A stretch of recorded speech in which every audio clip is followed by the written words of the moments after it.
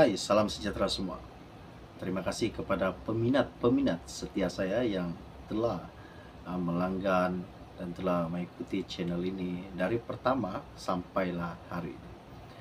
Hari ini, isu yang tular yang akan saya kongsikan kepada kamu semua berkaitan dengan kes salah guna kuasa yang telah dilontarkan terhadap bekas Perdana Menteri yaitu Tan Sri Muhyiddin Yassin. Baru-baru ini di media sosial, saya ambil isu ini daripada Malaysia Kini dan mengatakan bahwa Presiden Bersatu Muhyiddin Yassin berjaya dalam permohonannya untuk membatalkan keempat pertuduhan salah guna kuasa yang berjumlah 232,5 juta bagi Parti Bersatu yang dikaitkan dengan program Jana Wibawa. Dan Hakim Mahkamah Tinggi Kuala Lumpur sendiri, yaitu Muhammad Jamil Husin, hari ini telah memutuskan bahawa pertuduhan ke atas bekas Perdana Menteri itu adalah cacat, tidak berasas dan kabur serta tidak selaras dengan kanun tata cara jenayah.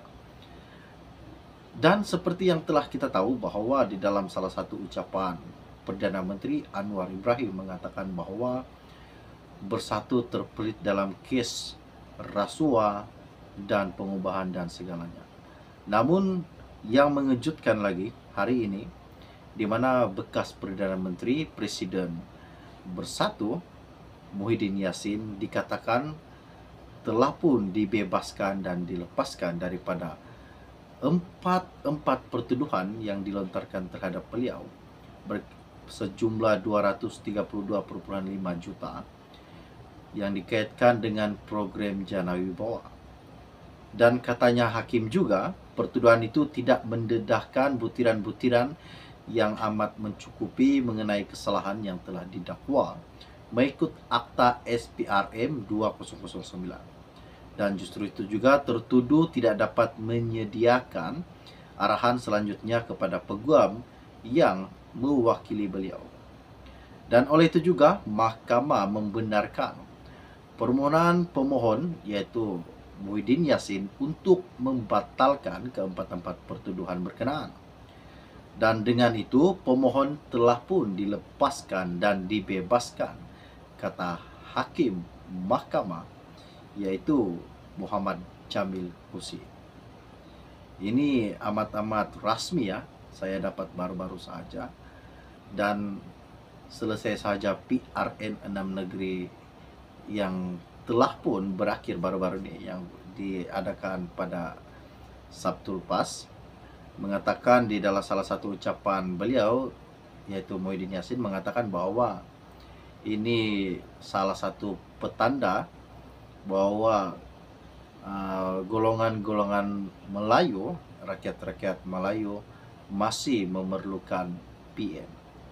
Dan Anwar dan Zahid Hamidi diminta untuk melepaskan jawatan beliau.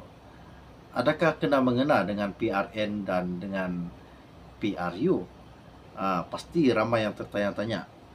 Adakah ini salah satu desakan PN untuk memberikan desakan kepada Anwar Ibrahim dan Zahid Hamidi agar mereka melepaskan jawatan sebagai Perdana Menteri dan timbalan Perdana Menteri? Dan dia juga memohon supaya dilepaskan dan dibebaskan daripada keempat pertuduhan yang dikenakan terhadapnya pada 10 Mac lalu dan memohon prosedur di Mahkamah Session ditangguhkan lagi. Dan ketika ditemui di kompleks Mahkamah Kuala Lumpur selepas prosedur, Muhyiddin juga berkata keputusan hari ini membuktikan dakwaannya sejak awal lagi bahwa 4 pertuduhan salah guna kuasa itu bermotifkan politik. Ini amat luar biasa, di mana keempat pertuduhan yang telah dilontarkan kepada Tan Sri Muhyiddin Yassin itu adalah bermotifkan politik. Jadi jika benar Muhyiddin ini terlibat dalam kes rasuah ataupun kes program Jana Wibawa, rakyat minta Anwar Ibrahim tolong buktikan bahwa Bersatu ini memang terlibat dalam kes penyelewengan dan pengubahan berkaitan dengan program Jana Wibawa. Dan apa yang kami dapat dan apa yang saya dapat pada hari ini, yang mengatakan bahwa Muhyiddin telah pun bebas daripada kes pertuduhan yang berjumlah 232,5 juta ringgit berkaitan dengan Chan Heng Pua. Dan liability terbesar dalam kerajaan Anwar, adakah UMNO atau Zahid? Kerajaan campuran ibarat dilanda badai tsunami selepas keputusan teruk pada 6 pilihan raya negeri PRN yang telah diumumkan pada Sabtu lalu. Dan kerajaan Datuk Seri Anwar Ibrahim dan Datuk Seri Ahmad Zahid Hamidi kehilangan banyak kursi selepas dirampas oleh Perikatan Nasional dalam PRN 2023 sampai masanya untuk Perdana Menteri merenung sejenak siapakah liability yang sedang mereka bawa ketika ini. Sokongan orang Melayu kepada UMNO selepas PRN 2023 ini dianggarkan sekitar hanya 20% sahaja, sekaligus membuktikan parti itu tidak lagi mendapat tempat di kalangan pengundi teras yang dianggap deposit tetap mereka. Majoriti orang Melayu tidak kira sama ada pengundi muda ataupun tua sudah beralih kepada PN yang ditunjangi Tan Sri Muhyiddin Yassin selepas PRN lalu. Ia perlu diakui Anwar dan anak muridnya iaitu Zahid bahawa kerajaan campuran masih gagal mendapat sokongan orang-orang Melayu. Seperti yang saya telah katakan baru-baru tadi, bahwa di dalam salah satu ucapan beliau yaitu Muhyiddin Yassin mengatakan Anwar dan Zahid Hamidi diminta untuk melepaskan jawatan beliau. Ini adalah salah satu contoh dan bukti di mana pengundi-pengundi Melayu masih memerlukan PN dan PAS. Dan mereka menolak mentah-mentah kerajaan campuran. Ini yang dikatakan Tan Sri Muhyiddin Yassin. Dan apakah keputusan seterusnya yang bakal dilakukan oleh Anwar Ibrahim dan Ahmad Zahid Hamidi? Dan walaupun berbagai usaha dilakukan untuk memburukan pemimpin PN dengan berbagai tuduhan dan dakwaan mengheret ke mahkamah, namun ia masih gagal untuk menghakis keyakinan pengundi Melayu kepada Muhyiddin dan PN. Malahan PN kini semakin kuat dan mendapat sokongan yang lebih kuat daripada orang Melayu apabila lebih banyak tekanan dan pelbagai penindasan dibuat kerajaan campuran terhadap pemimpin Bersatu dan PAS.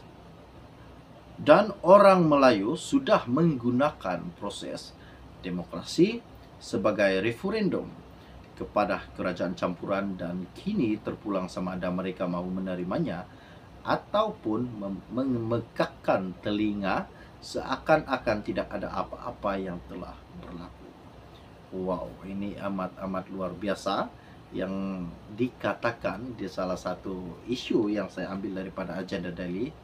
Isu yang kedua, yang pertama isu saya ambil daripada Malaysia Kini dan yang kedua di isu yang saya ambil di Agenda Daily. Jika benar Muhyiddin terlibat dalam kes rasuah, rakyat mahu bukti, rakyat mahu tahu sejauh manakah bukti yang kukuh yang difailkan terhadap Muhyiddin Yassin.